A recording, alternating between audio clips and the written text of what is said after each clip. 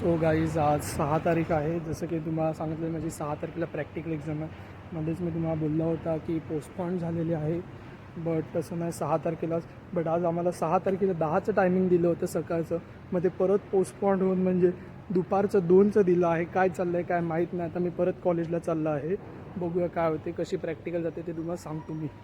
पाहू शकतात ओरल झाल्यानंतर एक बाहेर आल्यावर किती पोरी वगैरे विचारलं की काय विचारलं काय नाही, सगळ्यांची इकडे वाट लागलेली आहे. जसं की बघू शकतात आता ऑलमोस्ट खाली व्हायला आलेला आहे क्लास आहे.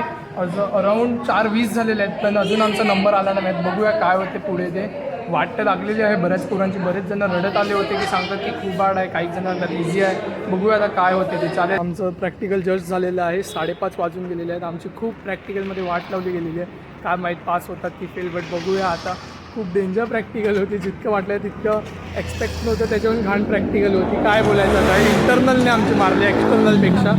आता बघूया काय होते.